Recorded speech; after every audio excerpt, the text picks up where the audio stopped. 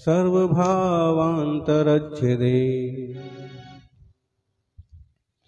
जय बोलो महावीर स्वामी की। जय बोलो महावीर स्वामी की। जय बोलो महावीर स्वामी की। जय बोलो महावीर स्वामी की। घट घट के अंतर्यामी की। घट घट के अंतर्यामी की। जय बोलो वीर स्वामी की। जय बोलो महावीर स्वामी की।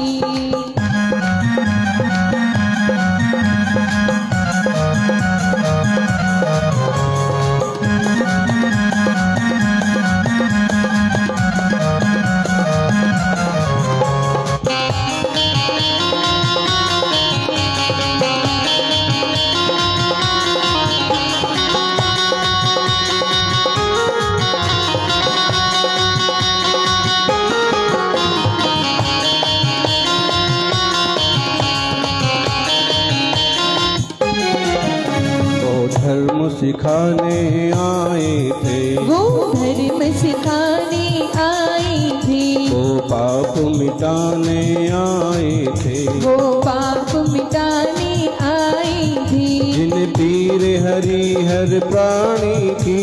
जिन पीड़ हरि हर प्राणी की स्वामी की। वर्तमान जिनसा समय वर्तमान महावीर भगवान की। जोर से बोलिए। आचार्य श्री आदि सागर महावीर कीर्ति विमल सागर जी महाराज की।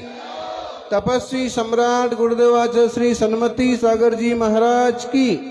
बोली परम पूज्य अभिनव कुंद कुंद साक्षात समय सार आचार्य भगवान श्री सुनील सागर जी गुरुदेव की। बोली आचार्य संस्कृति जय करे गुरुदेव का।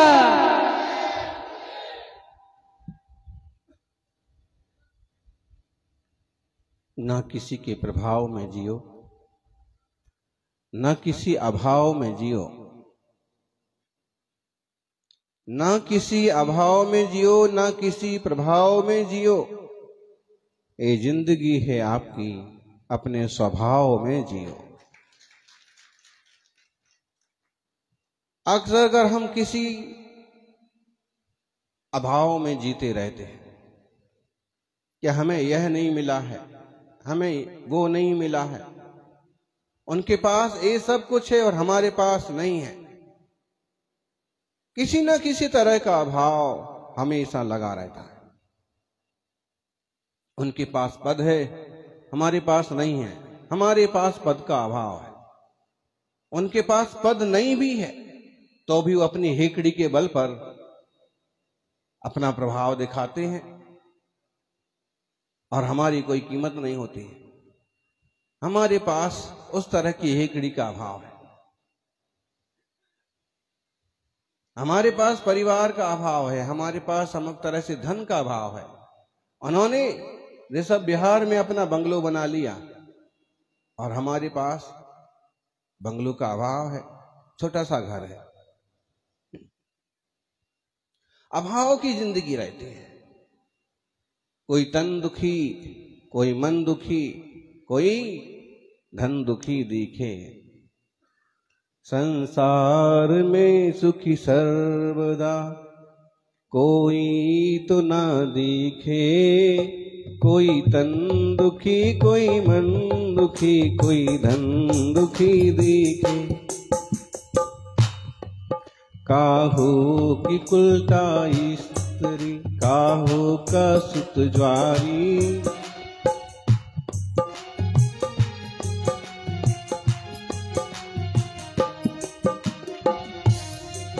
खाते दवा नित वैद्य की, नहीं फायदा दिखे। कोई तन दुखी, कोई मन दुखी, कोई धन दुखी दिखे। देखिए, आप किसी को भी देखिए, किसी को भी देखिए, आप ऊपर से नीचे तक और नीचे से ऊपर तक किसी ना किसी चीज का अभाव, किसी ना किसी तरह का दुख है। आप कहोगे ये सबको पता है, आप तो ऐसा कुछ बताइए कि दुख मिटे कैसे। तो मिटाने का तरीका बताया है जिनवाणी में। दुख मिटाने का, कष्ट मिटाने का तरीका बताया है जिनवाणी में। आप कहोगे हमारे पास घर नहीं है, तो जिनवाणी से हमें घर मिल जाएगा क्या? हमारे पास करोड़ों का बैंक बैलेंस नहीं है, मुनिराज की वाणी सुनने से हमें बैलेंस मिल जाएगा क्या? ध्यान रखिए, एक कुछ मिले ना मिले, लेकिन जिनवाणी से वो मिल जाएगा कि ये सब नहीं मिलने के बाद भी आप आनंद महसूस करोगे, शांति महसूस करोगे।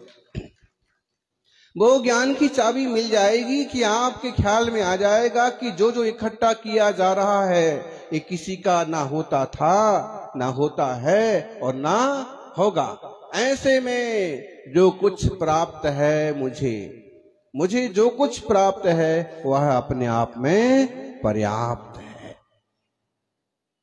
यूं तो इस भूमंडल पर बहुत कुछ व्याप्त है, यूं तो इस भूमंडल पर बहुत कुछ व्याप्त है, लेकिन सुखी वही है जो ऐसे सोचता है कि जो प्राप्त है वही पर्याप्त है। नहीं तो किसको सुख है? सभी अभाव में जीते हैं, सद्भाव की दृष्टि नहीं होती है। मुझे ये मिल गया है, मैं इसकी कीमत करूं। देखिएगा आप, कई लोग होते हैं जिन्हें अपने माता पिता से ही नफरत होने लगती है। क्या किया इन्होंने, क्या दिया इन्होंने। हमारा एक दोस्त है, करोड़पति है, उसके माँ बाप करोड़पति है। कई बार पत्नी से नफरत होने लगती है, पड़ोसी की घरवाली बहुत अच्छी है, विनम्र है, सुंदर है, तुम्हें जो मिला है उसकी कीमत क्यों नहीं करते हो? समयसार की शुरुआत बोले आप परिवार से हो रही है। यानी जब तक परिवार में शांति नहीं है, जब तक तुम्हारे अंदर इतनी समझ नहीं है, तो समयसार पढ़ के भी क्या कर लोगे?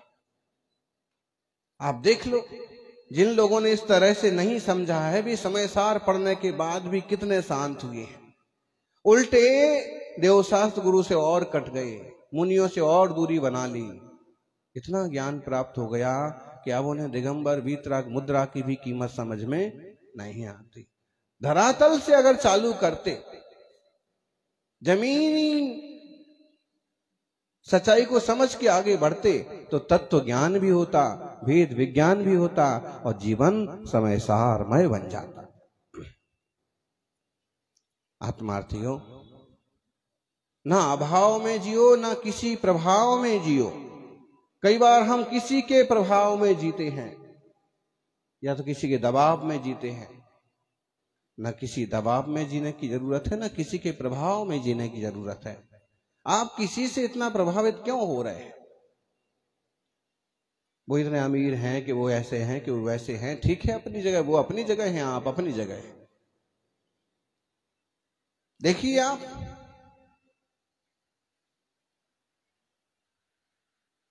आकाश में चील को उड़ता देख करके, आसमान में बाज को उड़ता देख करके चिड़िया कभी डिप्रेशन में आती है?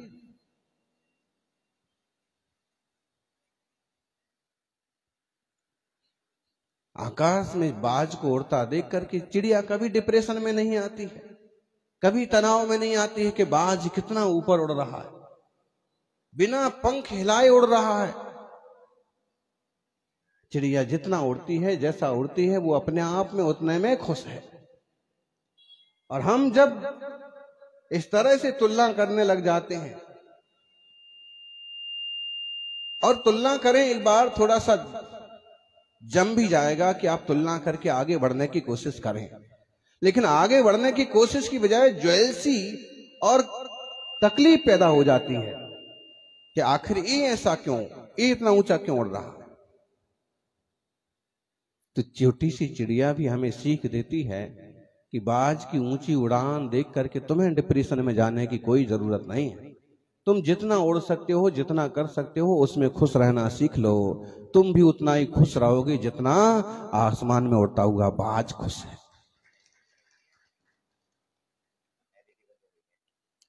ना अभाव में जियो ना प्रभाव में जियो।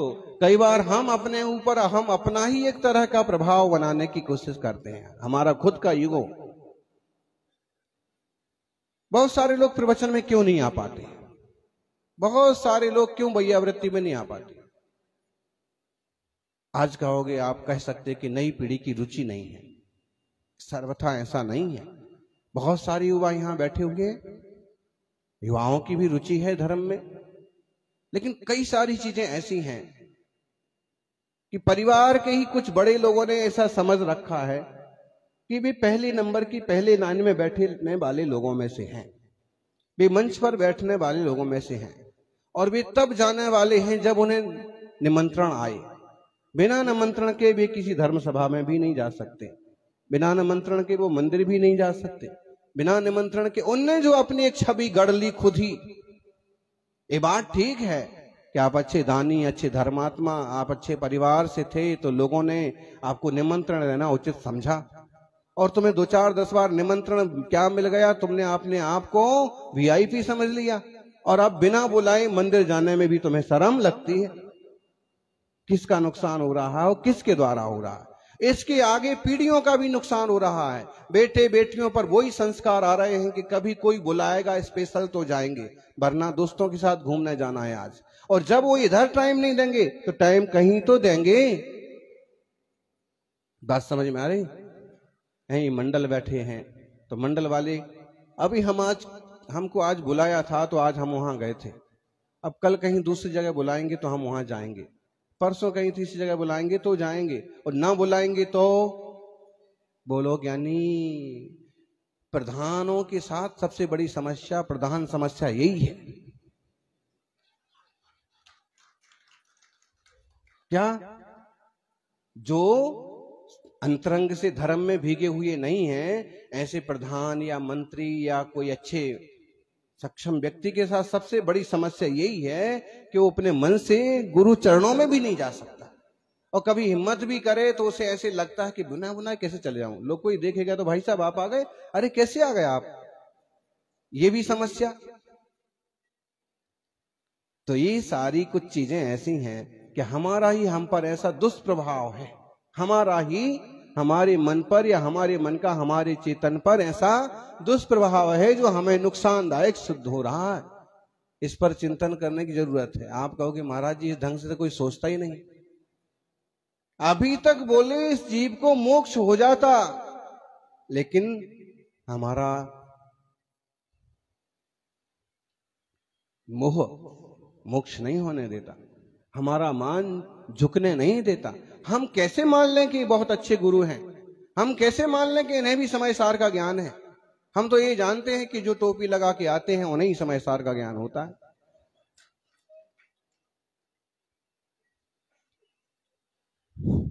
ये समस्याएं हैं आध्यात्मिक या धर्मात्मा व्यक्तियों की भी जो समस्याएं हैं हम वो आपको बता रहे हैं। और इस तरह के प्रभाव में, इस तरह के दबाव में, अपने आप के दबाव में वो अपने आप का स्वभाव नहीं पहचान पाते। यानी न किसी अभाव में जियो, न किसी के प्रभाव में जियो। जिंदगी चैतन्यमय ज्ञान घन स्वभाव, जिंदगी है आपकी अपने स्वभाव में जियो। कितनी सारी समस्याएं होती हैं, लोग बहुत दुखी हैं। क्यों दुखी हैं? घर में बड़ी बहू की कीमत हो गई तो छोटी बहू दुखी, और छोटी की कीमत हो गई तो सब जगह कहीं भी, स्कूल में भी 50 विद्यार्थी हैं, उसमें से एक को कैप्टन बना लिया तो 2 4 10 तो दुखी हो ही जाएंगे। एक कौन सा होशियार है जो इसे कैप्टन बना दिया? जबकि ध्यान रखना, कैप्टन अक्सर कर उसे बना दिया जाता है जो सबसे ज्यादा ऊधमी बच्चा होता है। समाज में अध्यक्ष किसे बनाया जाता है? भाई समाज तो आप सभ्य समाज है और प्रशिक्षित लोग हैं, तो उनमें तो ऐसे ही व्यक्ति को चुनते हैं जो सबको लेके चले। लेकिन अक्सर कर क्या होता है, कहीं पर स्कूलों में, स्कूल के स्तर से विचार करें तो जो सबसे ज्यादा, क्लास में शांति कब रहेगी, कक्षा में शांति कब रहेगी, हैं? सबसे ज्यादा ऊधमी है, इसको ही बना दो कैप्टन। अभी दूसरों को संभालने के चक्कर में खुद का उद्यम भूल जाएगा।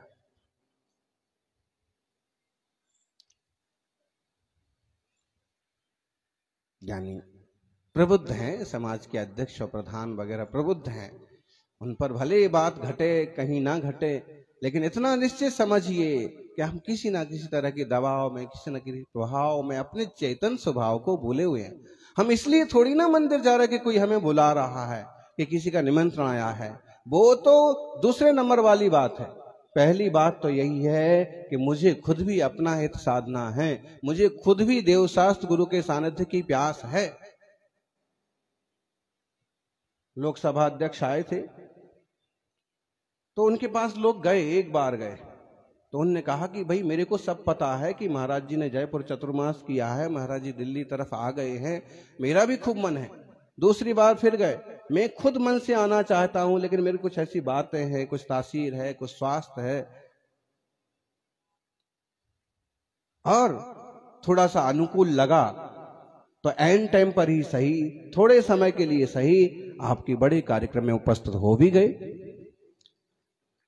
अब देखिए इसमें कहने का आशय क्या है, खुद की प्यास है, इसलिए इस आपका निमंत्रण तो दूसरे नंबर पर है, मेरी इच्छा पहले नंबर पर है। मुझे खुद भी आना है, मुझे खुद मंदिर जाना है, मुझे खुद रोज स्वाध्याय में बैठना है। जब ये अवसर मिला है तो क्यों नहीं मैं 1 घंटा आधा घंटा ये मुनि चरणों में बैठ करके कुछ बातें सुनूं। हो सकता है कि मेरे ध्यान में भी कुछ बातें आएंगी।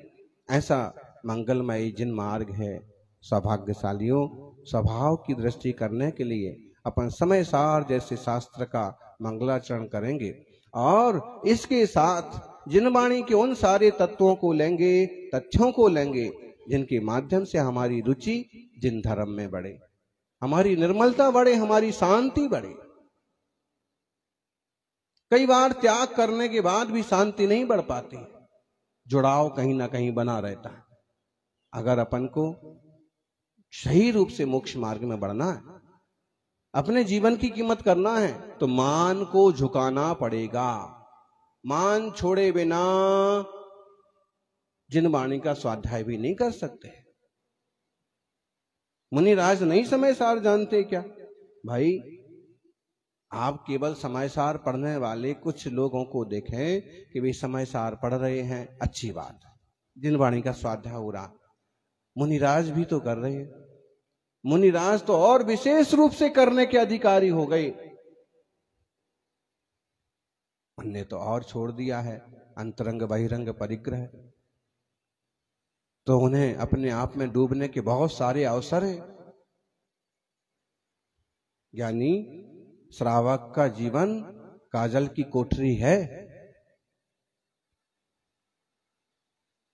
क्या समझे जी? श्रावक का जीवन काजल की कोठरी है। कितना अभ्यास करे, कितना पुरुषार्थ करे, कितनी मेहनत करे, फिर भी एक ना एक विकल्प आए बिना रहेगा नहीं। काजल की कोठरी में जाने वाला, रहने वाला कितना बच के चले, कहीं ना कहीं थोड़ा तो काजल का धब्बा, एक दाग लाग है पे लाग है पे लाग है।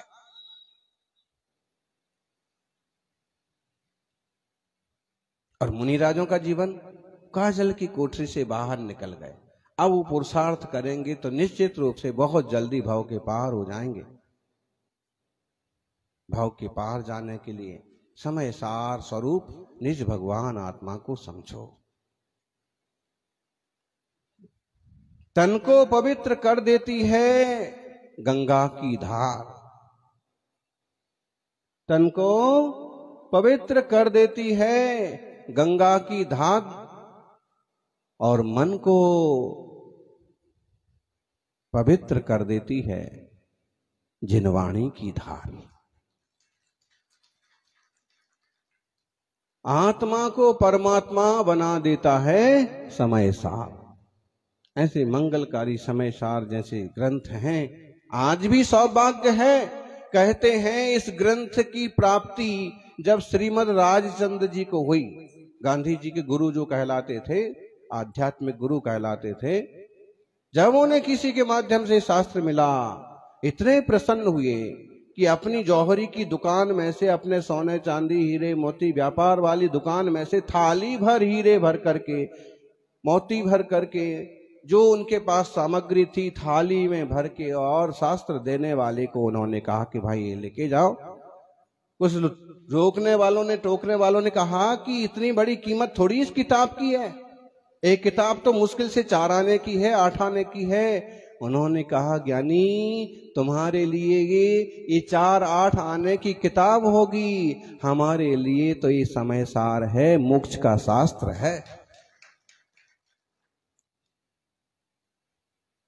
ऐसे महान जिनवाणी के सूत्र हैं। अमृत चंद्र जैसे आचार्य कहते हैं नमः समय सार आया। पहली बात तो ये हो गई कि समय सार के लिए नमस्कार। सच में समय सार कौन है? ज्ञानी समय सार का मतलब केवल शास्त्र नहीं समझना, शास्त्र का नाम तो है ही, लेकिन समय सार, सच्चे समय सार हैं सिद्ध भगवान। समय के सार को पा लिया है। समय का मतलब होता है आत्मा, और आत्मा की परम विशुद्ध दशा को पा लिया। क्या हो गए वो? अरहंत और सिद्ध समय सार स्वरूप हो गए। मुनिराज समय सार के मार्ग पर चलने वाले समय सारी हो गए। शास्त्र तो समय सार है ही। जो समय की कीमत करता है वही समय सार की कीमत कर सकता है। समय की कीमत ना करेंगे तो समय सार की कीमत भी नहीं होगी। तो महाराज जी अब निश्चय न्याय की चर्चा चालू होगी। अरे भाई, केवल निश्चय न्याय की चर्चा नहीं होगी, व्यवहार न्याय की भी चर्चा होगी। सिद्धांत दर्शन न्याय की बात भी होगी, तो प्रथमान योग और व्यवहार की भी बात होगी। घबराइएगा नहीं कि महाराज जी ने ऐसा कठिन श्लोक बोल दिया, अब क्या होगा? कुछ नहीं होगा। आप तो जब फोड़े का ऑपरेशन होता है और डॉक्टर चाकू चलाता है, डॉक्टर हथियार चलाता है, और आप धैर्य रख के हिम्मत बांध के बैठे रहते हैं, बस वैसा हिम्मत बांध के बैठे रहें। क्या ऑपरेशन हो जाए तो आप स्वस्थ हो जाएंगे, और जिनवाणी का, शास्त्र का औजार से आपके विकारों का ऑपरेशन हो जाए तो आप हमेशा के लिए सुखी हो जाएंगे। कुछ कठिन नहीं है। नमः समय साराय स्वानुभूत्या चकास्ते चित स्वभावाय भावाय सर्वभावांतरच्छेदे। चित स्वभावाय भावाय, चैतन्य ही है स्वभाव जिसका। ऐसे समय साराय नमः, किसको नमस्कार हो? बोलो ज्ञानी, हाथ जोड़ो। नमः समय साराय। सिर्फ इतने से का अर्थ करो तो क्या हुआ? समय सार स्वरूप अरहंत सिद्धों को नमस्कार हो, समय सार के मार्ग पर चलने वाले मुनिराजों को नमस्कार हो, और फिर जिस स्वभावाय भावाय, चैतन्य स्वभाव भाव ही तो समय सार है। ऐसे मेरे निज आत्मा के लिए भी नमस्कार हो। ज्ञानी, आप कभी अपने को नमस्कार करते हो? कहां गए?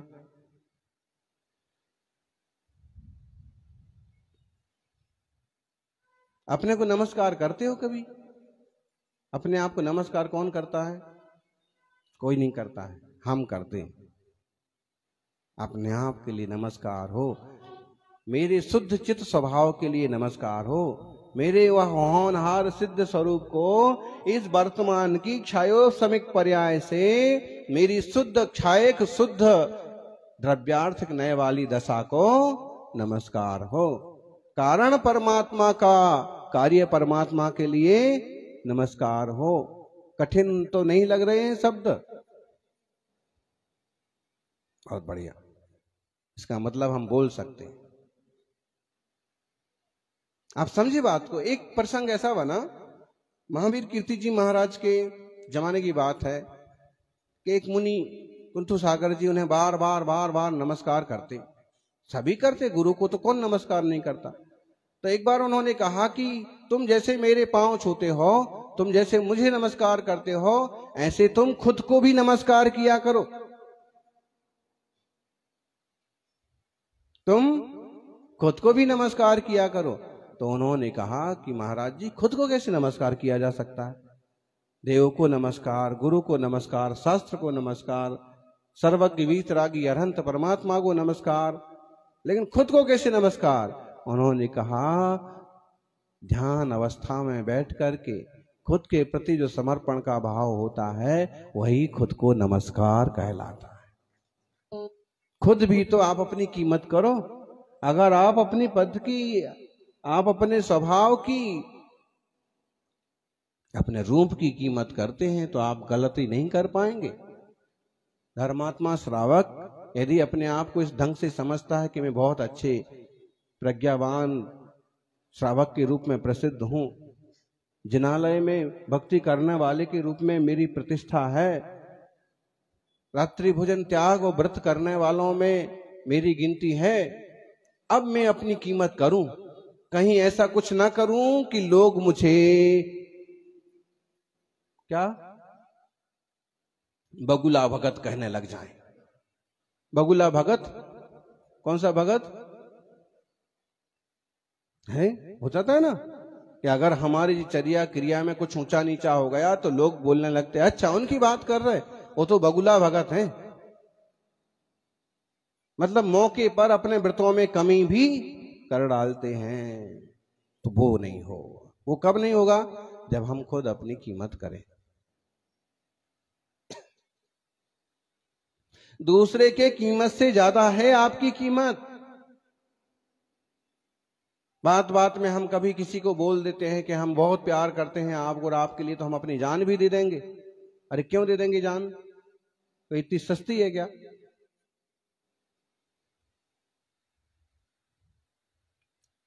ये फिजूल की बात है। आप तो इतनी कीमती है, आपकी जान का मतलब आपका ज्ञान इतना कीमती है कि अगर स्वभाव रूप दशा को आपने पा लिया तो जो अरहंतों का वैभव है वो आपका वैभव है।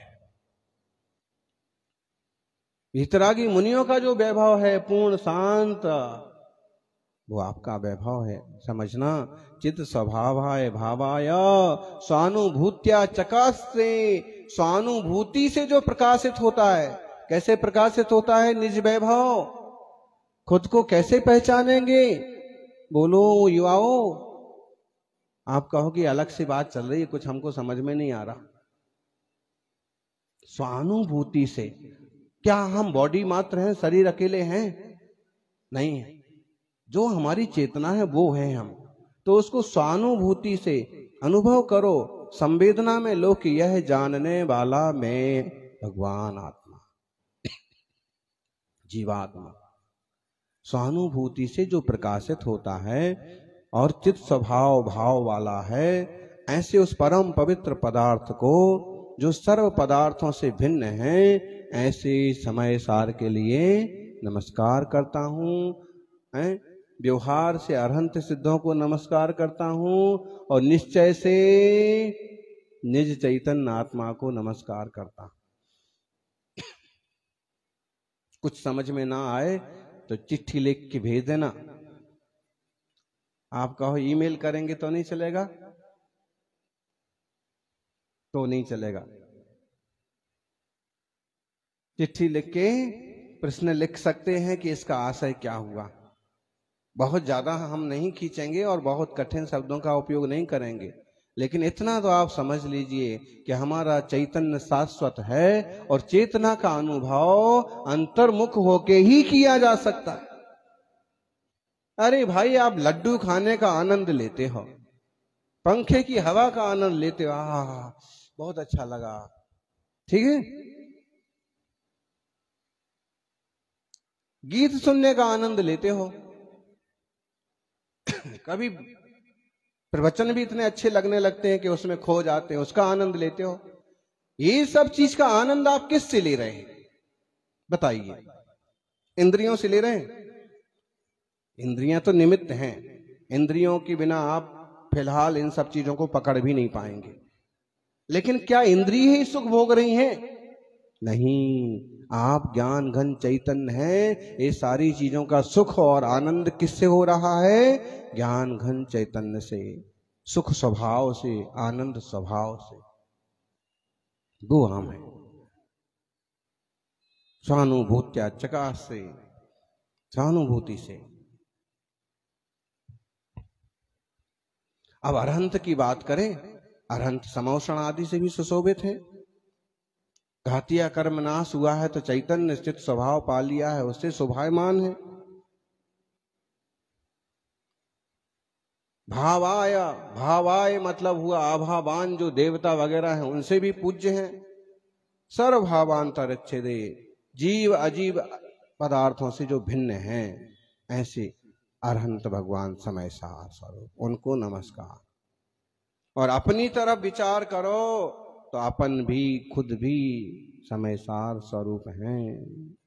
भगवान कार्य समय सार और हम सब कारण समय सार। आदिनाथ भगवान ने भी एक पर्याय में इसको समझा था, तब जाकर के उनका मोक्ष मार्ग बना। ये हो गए समय सार के लिए नमस्कार। फिर जिनवाणी को नमस्कार, अनेकांतमयी मूर्ति को नमस्कार। अनंत धर्मणस्तत्वं पश्यन्ति प्रत्यगात्मनः, अनेकांतमयी मूर्ति नित्यमेव प्रकाशताम्। अनंत धर्मणस्तत्वं, अनंत धर्मों के रहस्य को पश्यन्ति, प्रकाशित करने वाली। प्रत्यगात्मना, पर द्रव्यों से भिन्न एकत्व स्वभाव में स्थित आत्मा। अनेकांतमयी मूर्ति, और अनेकांत की मूर्ति ही समझ लीजिए।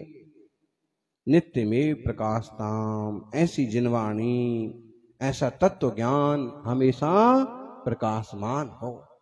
अनेकांत, जिन दर्शन कैसा है?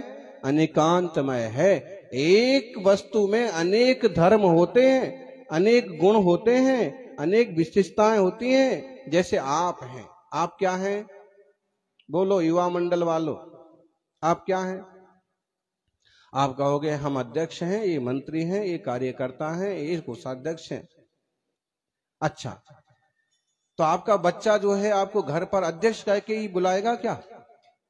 फिर क्या कह के बुलाएगा? आपके पिताजी आपको क्या कह के बुलाएंगे? आ गई बेटा, प्रवचन अच्छा लगा, ऐसे बोलेंगे ना। अब वहां आपका रूप बदल गया। अब आप अध्यक्ष की बजाय कौन सी भूमिका में आ गए? बेटे वाली भूमिका में। और आपका बेटा आ गया, उसने पुकारा तो क्या बोलेगा? वो भी यही बोलेगा कि आ गए बेटा। आपका बेटा आपसे ऐसे बोलेगा कि आ गए बेटा प्रवचन सुन के। आपके पिताजी तो बोल रहे थे, फिर वो क्या बोलेगा? वो क्या बोलेगा?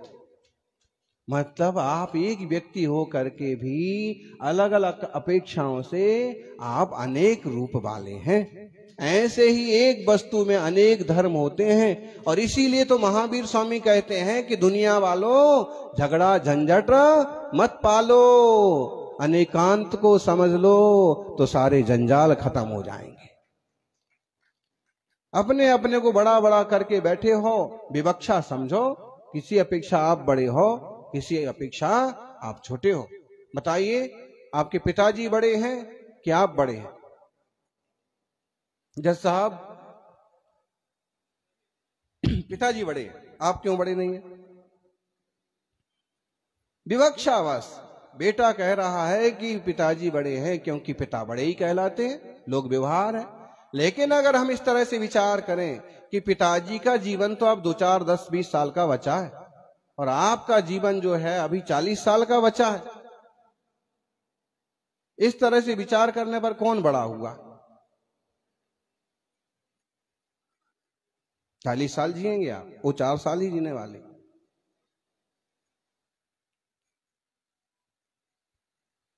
दूसरा, ना पिताजी बड़े हैं और ना आप बड़े हो। क्यों? जब आपका जन्म हुआ तो ही वो पिताजी कहलाए।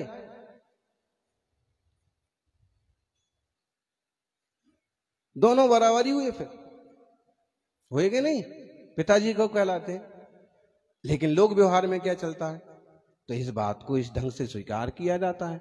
लेकिन कदाचित ऐसी कोई दूसरी बात सामने आई तो झगड़ा नहीं करेंगे, ज्ञानी झगड़ा नहीं करेंगे। वो बात पूछेंगे कि आखिर इस किस अपेक्षा से आप कह रहे हैं।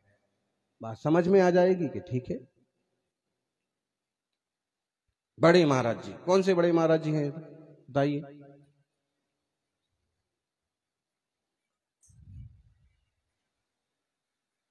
तो बोले जो आचार्य श्री होंगे, ऊपर सिंहासन पर बैठे होंगे, वो बड़े महाराज जी। लेकिन रास्ते चलते तो लोग इनको भी बड़े महाराज जी बोलते हैं। फिर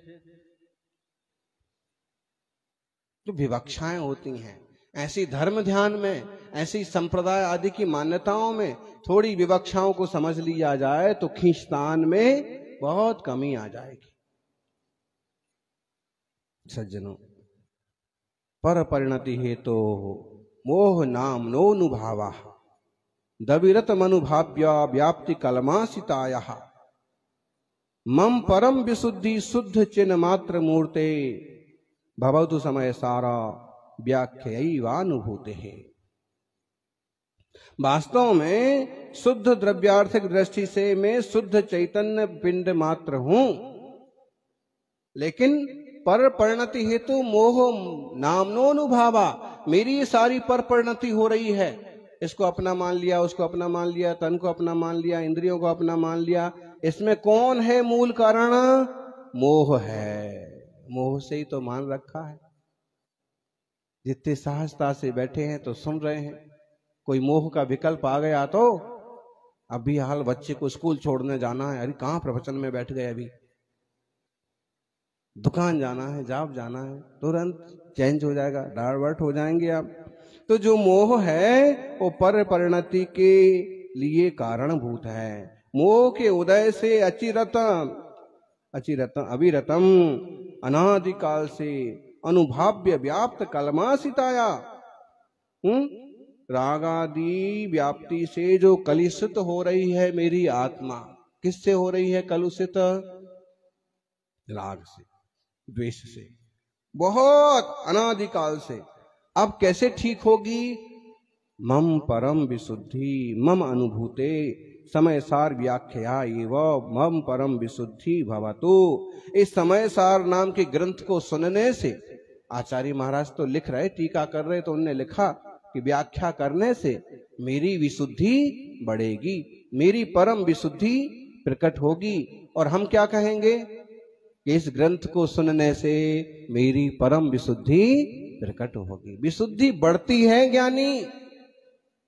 आप यहां बैठेंगे शास्त्र श्रवण में तो आपकी विशुद्धि ऐसे बढ़ेगी, परिणाम ऐसे जाएंगे। और अगर आप खोटे लोगों में, खोटे संसर्ग में जाएंगे तो परिणाम असर तुरंत पड़ता है। बर्फ में रखा हुआ फल ठंडा हो जाता है और चूल्हे के पास रखा हुआ फल गर्म हो जाता है। वही अपनी आत्मा का हाल है।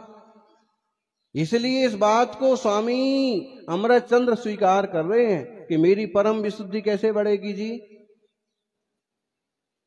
इस समय सार की व्याख्या से, इसके चिंतन से, इसके मनन से, स्वरूप के अनुभव से मेरी कालुषता मिट जाएगी, मेरे मन का मेल धुल जाएगा, मुझे परम विशुद्धि मिलेगी।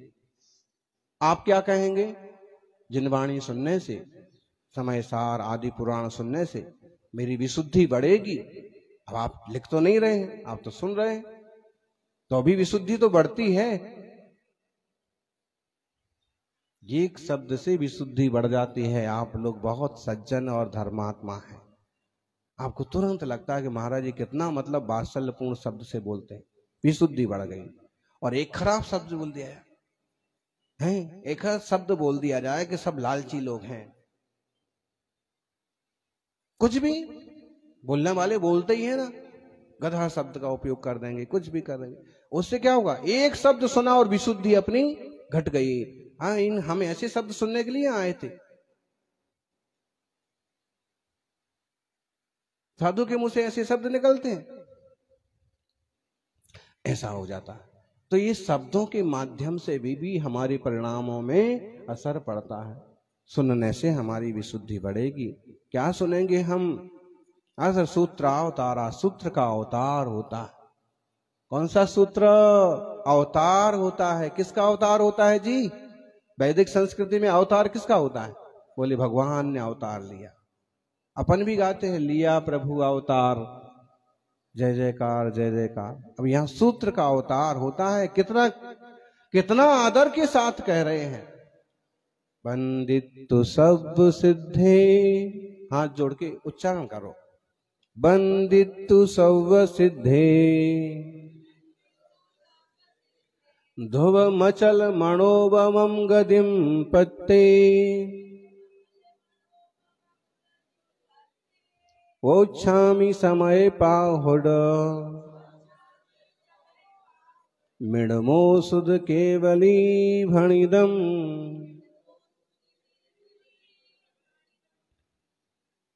कुंद कुंद स्वामी के सीधे शब्द हैं। आज अभी आपने किसके शब्द बोले हैं? 2000 साल पहले गहरे जंगलों में शुद्धात्मानुभूति के बल पर जो उन्होंने लिखा, वो आज आपको बोलने का अवसर मिला।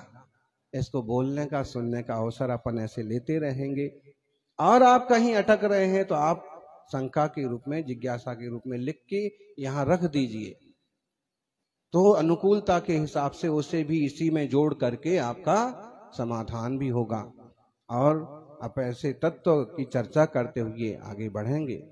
वंदितु सब सिद्धे, उन सभी सिद्धों के लिए वंदन हो जो ध्रुव हैं या ध्रुव अमल अनुपम गति को प्राप्त हैं, और उन सबों को नमस्कार करके जो श्रुत केवली भगवान ने कहा है, ऐसे इस समय सार समय पाहुड नाम के ग्रंथ को हम कहेंगे।